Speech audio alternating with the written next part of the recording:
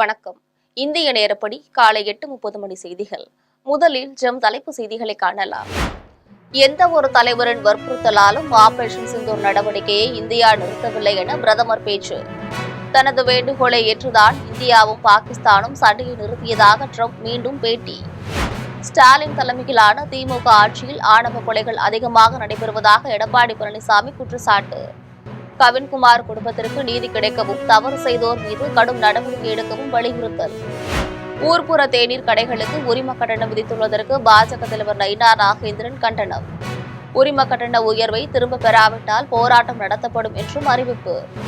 பெற்றவர்களின் வயிறு எறிய வைத்தவர்கள் யாரும் வாழ்ந்தது கிடையாது என்று அமைச்சர் தாமு அன்பரசன் பேச்சு. பாமக தலைவர் அன்புமணி தந்தையின் மனத்தை நோக்கடிப்பதாக விமர்சனம். காசா தொடர்பான நிபந்தனைகளை இஸ்ரேல் கடைபிடிக்க பிரிட்டன் பிரதமர் கெய்ர் ஸ்டார்மர் வலியுறுத்தல்.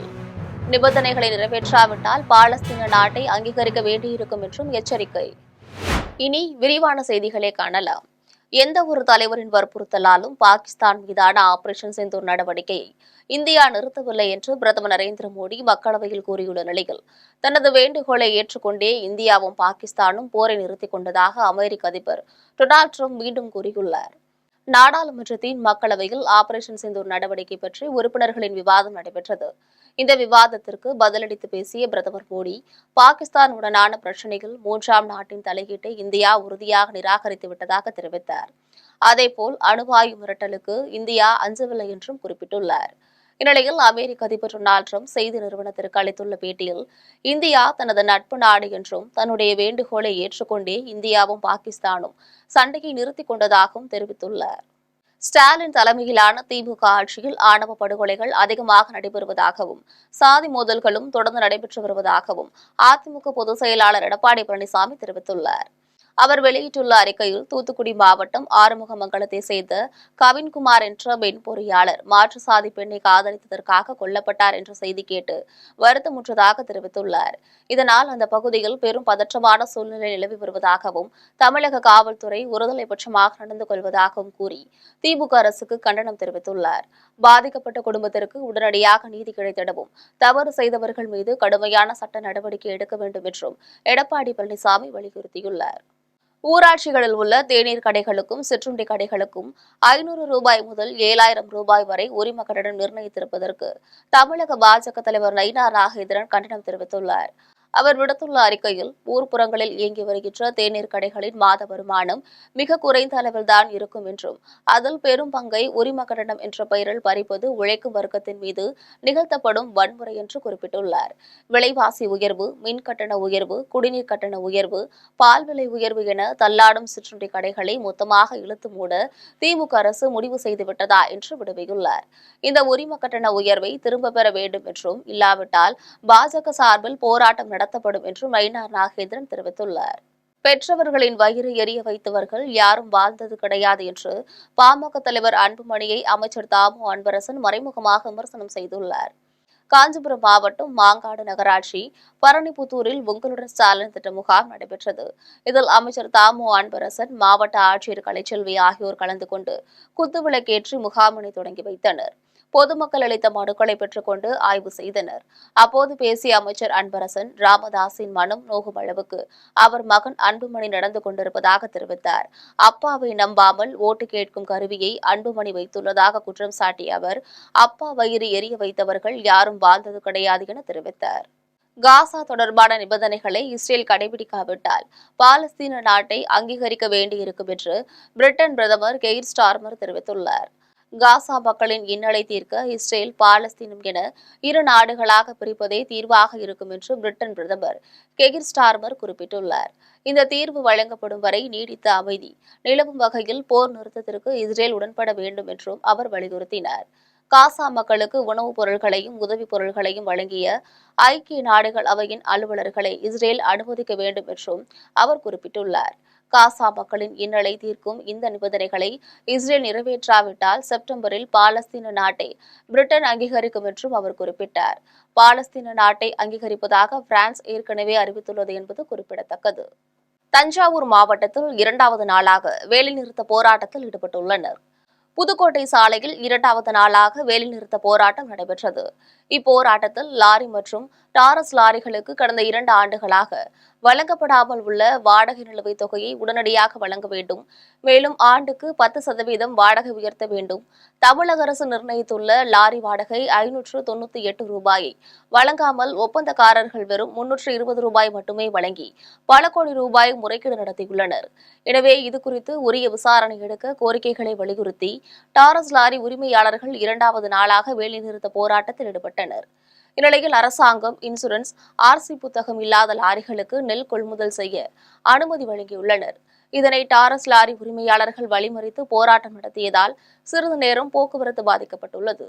கன்னியாகுமரி மாவட்டம் நாகர்கோவில் சட்டமன்ற தொகுதியில்தான் தாவேக தலைவர் போட்டியிட வேண்டும் என தாவேகவினர் ஒட்டிய போஸ்டரால் பெரும் பரபரப்பு ஏற்பட்டுள்ளது. பிப்ரவரி 2ஆம் தேதி 2024ஆம் ஆண்டு நடிகர் விஜயால் தொடங்கப்பட்டுள்ள கட்சிதான் தமிழக வெற்றிக் கழகம். இதில் பிறப்புக்கும் எல்லா உயிருக்கும் என்ற சமத்துவ கொள்கையை அடிப்படையாக கொண்டது.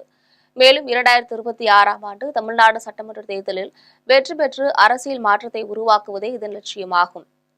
இதற்காக கட்சி மாநாடுகள், பூத் கமிட்டிகள் மற்றும் போராட்டங்கள் என பல்வேறு கஷ்டங்களில் தமிழக வெற்றிக் கழகம் தேர்தல் பணிகளை மேற்கொண்டு வருகின்றது. இந்நிலையில் 2026 தேர்தலில் மக்கள் விரும்பும் முதல்வராக பதவியேற்க இருக்கும் தமிழக வெற்றிக் கழகத்தின் தலைவர் விஜய், இவரை நாகர்கோவில் சட்டமன்ற தொகுதியில் போட்டியிட தளபதியை அழைக்கின்றோம் என தமிழக வெற்றிக் கழகத்தை சேர்ந்த ஒரு சில நிர்வாகிகள் போஸ்டர் அடித்து நாகர்கோவில் மாநகர பகுதிகளில் ஒட்டியுள்ளனர். இதனால் மக்கள் மத்தியில் போஸ்டர் விளம்பரம் பரபரப்பாக பேசப்படுகிறது. நெல்லை மாவட்டத்தில் உங்களுடன் ஸ்டாலின் திட்ட முகாம் நடைபெற்றது. பாப்பாக்குடி ஊராட்சி ஒன்றியத்திற்கு உட்பட்ட கபாலிப்பாறை பல்நோக்கு அரங்கத்தில் உங்களுடன் ஸ்டாலின் திட்ட முகாம் நடைபெற்றது. இதில் பாப்பாக்குடி ஒன்றிய திமுக செயலாளரும் யூனியன் துணைத் தலைவருமான மாரிவண்ணமுத்து துவக்கி வைத்தார். இதையடுத்து முன்னாள் அமைச்சரும் மாநில சுற்றுச்சூழல் அணி தலைவருமான பூங்கோதை ஆலடி அருணா ஒவ்வொரு துறை ரீதியாக சென்று பெறப்படுகின்ற மனுக்களை பார்வையிட்டு ஆய்வு செய்தார். இந்நிலையில் சுற்றியுள்ள பகுதிகளிலிருந்து ஏராளமான பொதுமக்கள் கலந்து கொண்டு மனு அளித்தனர். நிகழ்ச்சிக்கான ஏற்பாடுகளை பாப்பாக்குடி கூடுதல் வட்டார வளர்ச்சி அலுவலர் முருகன் தலைமையிலான அலுவலர்கள் சிறப்பாக செய்திருந்தனர். பின்னர் சேரன் மகாதேவி வட்டாட்சியர் காஜா கரிபூன் நவாஷ், பாப்பாக்குடி வட்டார முதன்மை மருத்துவர் அஷ்ரப் அலி, ஏராளமான அரசுத்துறை அதிகாரிகள் பலர் கலந்து கொண்டனர். மத்திய ஒன்றிய அரசை கண்டித்து விருத்தாச்சலம் தலைமை தபால் நிலையம் முன்பு கண்டன ஆர்ப்பாட்டம் நடைபெற்றது. கடலூர் மாவட்டம் விருத்தாச்சலம் தலைமை தபால் நிலையம் முன்பு இந்திய ஜனநாயக வாலிபர் சங்கம் சார்பில் மத்திய ஒன்றிய அரசை கண்டித்து கண்டன ஆர்ப்பாட்டத்தில் ஈடுபட்டுள்ளனர்.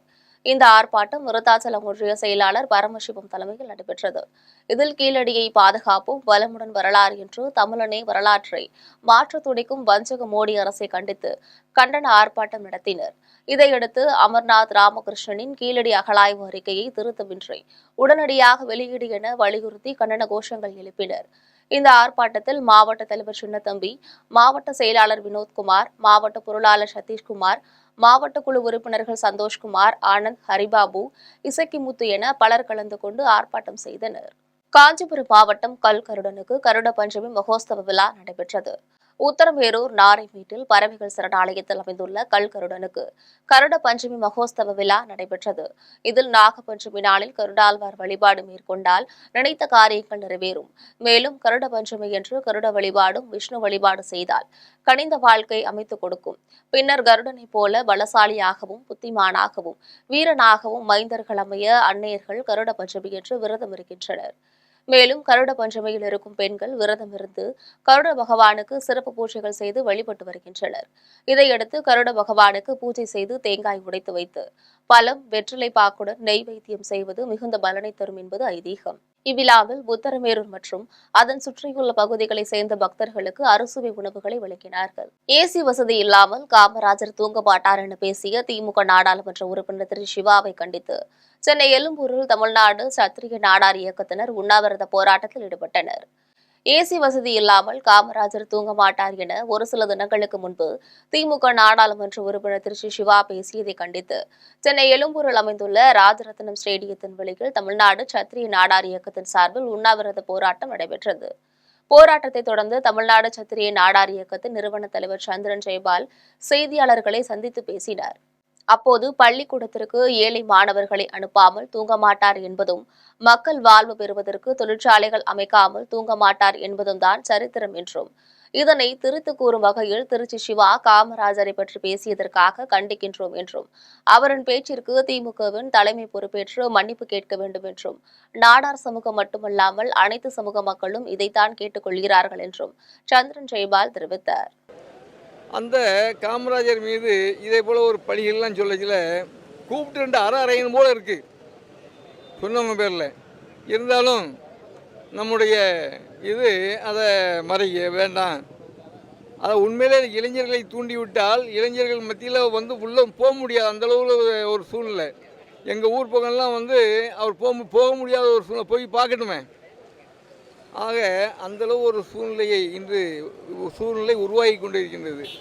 இப்படி ஒரு சூழ்நிலையை உருவாக்கின அந்த திருச்சி சிவா மீது உடனடியாக முதல்வர் அவர்கள் நடவடிக்கை எடுக்கணும். இல்லைன்னா இன்னும் இந்த போராட்டம் வலுப்பெற்று கொண்டே இருக்கும். எப்படி இன்று காங்கிரஸ் அழிந்ததோ அதை ஒரு திமுகவும் அழியக்கூடிய ஒரு சூழ்நிலை வரும் என்பதை இந்த உறுதியோடு கூறி விடைபெறுகின்ற நன்றி வணக்கம். சாலை பணியாளர்களில் உயிரிழந்தவர்களின் குடும்பத்திற்கு கருணை அடிப்படையில் பணி நியமனம் வழங்க வேண்டும் என்பன உள்ளிட்ட பல்வேறு கோரிக்கைகளை வலியுறுத்தி தமிழ்நாடு நெடுஞ்சாலை பணித்துறையின் சாலை பணியாளர்கள் தர்ணா போராட்டத்தில் ஈடுபட்டனர். கரூர் செல்லாண்டிபாளையம் கோட்ட பொறியாளர் அலுவலகம் முன்பு தமிழ்நாடு நெடுஞ்சாலை பணித்துறையின் சாலை பணியாளர் சங்கத்தின் சார்பில் மாவட்ட தலைவர் சவந்திலிங்கம் தலைமையில் சாலை பணியாளர்கள் தீப்பந்தத்தை கையில் ஏந்தி தர்ணா போராட்டத்தில் ஈடுபட்டனர். அப்போது சாலை பணியாளர்களின் 41 மாத பணி நீக்க காலத்தை சென்னை உயர்நீதிமன்ற தீர்ப்பின்படி பணிக்காலமாக முறைப்படுத்த வேண்டும், உயர்நீதிமன்ற ஆணையை அமல்படுத்த வேண்டும், தமிழக அரசு மேல்முறையீடு செய்யக்கூடாது, சாலை பணியாளர்களில் உயிர்நீத்தவர்களின் குடும்பத்திற்கு கருணை நியமனம் வழங்க வேண்டும், மாநில நெடுஞ்சாலை ஆணையத்தை கலைத்திட வேண்டும், தனியார் மையப்படுத்தலை கைவிட வேண்டும், மாநில நெடுஞ்சாலைகளை தமிழக அரசே பராமரித்திட வேண்டும், கிராமப்புற இளைஞர்களுக்கு பணி வழங்க வேண்டும், தொழில்நுட்ப கல்வித்திறன் பெறாத ஊதிய மாற்றத்தில் ரூபாய் 5,200 20,200 ஆகவும் தர ஊதியம் 1,900 வழங்க வேண்டும் என்பன உள்ளிட்ட பல்வேறு கோரிக்கைகளை வலியுறுத்தி கண்டன கோஷங்களை எழுப்பினர். இதில் மாவட்ட இணை செயலாளர் ராமமூர்த்தி, மாவட்ட செயலாளர் பாலசுப்ரமணி, தமிழ்நாடு அரசு ஊழியர் சங்க மாவட்ட தலைவர் அன்பழகன், மாவட்ட செயலாளர் பொன் ஜெயராம், மாவட்ட நிர்வாகிகள் செல்வராசு, ராமமூர்த்தி, சரவணன், பாலசுப்ரமணியம் உள்ளிட்டோர் கலந்து கொண்டனர். உடுமலை மற்றும் சுற்றுவட்டார பகுதியில் உள்ள பொதுமக்களுக்கு இலவச வீட்டுமனை பட்டா வழங்க வேண்டும் என வலியுறுத்தி விடுதலை சிறுத்தைகள் கட்சியினர் போராட்டத்தில் ஈடுபட்டனர்.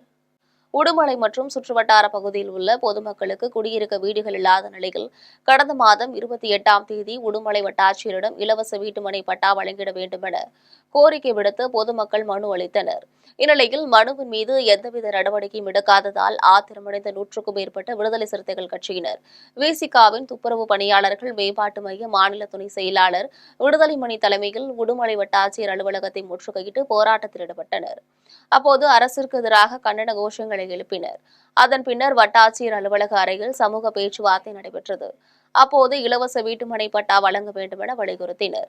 இதில் மைய மாநில துணை செயலாளர் கு விடுதலைமணி, விடுதலை சிறுத்தைகள் கட்சியின் திருப்பூர் தெற்கு மாவட்ட செயலாளர் சதீஷ்குமார், மடத்துக்குளம் சட்டமன்ற தொகுதி செயலாளர் பொன் ஈஸ்வரன், மணிகண்டன், அறிவொளி ராமு, மகளிர் விடுதலை இயக்கம் உள்ளிட்ட 100க்கும் மேற்பட்டோர் கலந்து கொண்டனர். குடியாத்தம் நடுப்பேட்டை பகுதியில் ஒருங்கிணைந்த வேலூர் மாவட்ட டாஸ்மாக் ஊழியர் சங்கத்தின் பேரவைக் கூட்டம் நடைபெற்றது. ஒருங்கிணைந்த வேலூர் மாவட்ட டாஸ்மாக் ஊழியர் சங்கத்தின் 4ஆம் ஆண்டு பேரவைக் கூட்டம் குடியாத்தம் நடுப்பேட்டை பகுதியில் உள்ள CITU அலுவலகத்தில் நடைபெற்றது. இக்கூட்டத்தில் சிறப்பு அழைப்பாளராக சங்கத்தின் பொதுச் செயலாளர் திருச்செல்வன் கலந்து கொண்டு சிறப்புரையாற்றினார். இக்கூட்டத்தில் டாஸ்மாக் ஊழியர்களுக்கு பணி நிரந்தரம் மற்றும் காலமுறை ஊதியம் வழங்க வேண்டும், ESI திட்டத்தினை அமல்படுத்த வேண்டும், தொழிலாளர் உதவி ஆணையர் வழங்கிய பணி நிரந்தர ஆணையினை காலம் தாழ்த்தாமல் நிறைவேற்ற வேண்டும் என்பன உள்ளிட்ட பல்வேறு தீர்மானங்கள் நிறைவேற்றப்பட்டது. இதில் சங்கத்தின் மாவட்ட செயலாளர் கர்ணன், துணைத் தலைவர் சர்க்குணம், மாவட்ட துணைத் தலைவர் பழனியப்பன், மாவட்ட பொருளாளர் வேல்முருகன், மாவட்ட இணை செயலாளர் சரவணன், சாமிநாதன், சிலம்பரசன் உள்ளிட்ட பலர் கலந்து கொண்டனர். உத்தரமேரூரில் அமைந்துள்ள துர்க்கையம்மனுக்கு ஆடிப்பூரத்தை முன்னிட்டு விரதமிருந்த 501 பெண்கள் ஊர்வலமாக பால் குடங்களை சுமந்து சென்று அம்மனுக்கு பாலாபிஷேகம் செய்து வழிபட்டனர். காஞ்சிபுரம் மாவட்டம் உத்தரபேரூரில் பழமை வாய்ந்த துர்க்கையம்மன் கோவில் அமைந்துள்ளது. இக்கோவிலில் ஆண்டுதோறும் ஆடிப்பூரத்தை முன்னிட்டு மகளிர் வார வழிபாட்டு மன்றத்தினரால் அம்மனுக்கு பாலாபிஷேக விழா நடப்பது வழக்கம். அதன்படி இந்த ஆண்டிற்கான விழாவில் காலையில் விரதமிருந்து 501 பெண்கள் சீருடை அணிந்து கொண்டு முக்கிய வீதிகள் வழியாக மேலதாள வாத்தியங்களுடன் பால் குடத்தை சுமந்து சென்று துர்க்கையம்மன் கோவிலை அடைந்து கருவறைக்குள் சென்று மூலவருக்கு தங்களது கைகளாலேயே பாலாபிஷேகம் செய்தனர். விழாவில் சுற்றுவட்டார பகுதிகளை சேர்ந்து ஏராளமான பொதுமக்கள் பங்கேற்று துர்க்கையம்மனை வழிபட்டனர். விழாவில் பங்கேற்றவர்களுக்கு அன்னதானம் வழங்கப்பட்டது. மீண்டும் ஜெம் தலைப்பு செய்திகள். எந்த ஒரு தலைவரின் வற்புறுத்தலாலும் ஆபரேஷன் சிந்தூர் நடவடிக்கையை இந்தியா நிறுத்தவில்லை என பிரதமர் பேச்சு.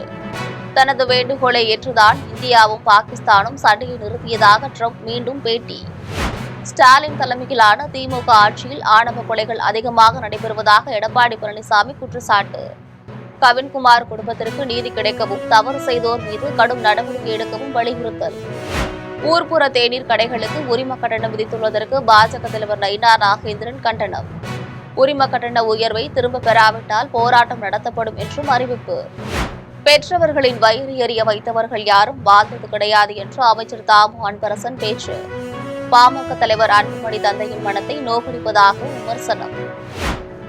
காசா தொடர்பான நிபந்தனைகளை இஸ்ரேல் கடைபிடிக்க பிரிட்டன் பிரதமர் கெய்ர் ஸ்டார்மர் வலியுறுத்தல். நிபந்தனைகளை நிறைவேற்றாவிட்டால் பாலஸ்தீன நாட்டை அங்கீகரிக்க வேண்டியிருக்கும் என்றும் எச்சரிக்கை. இத்துடன் ஜெம் செய்திகள் நிறைவடைகின்றன. மீண்டும் ஜெம் செய்திகள் மதியம் 1:30 மணிக்கு. உடனுக்குடன் செய்திகளை காண GemLive.tv என்ற இணையதளத்தில் இணைந்திருங்கள். நன்றி, வணக்கம்.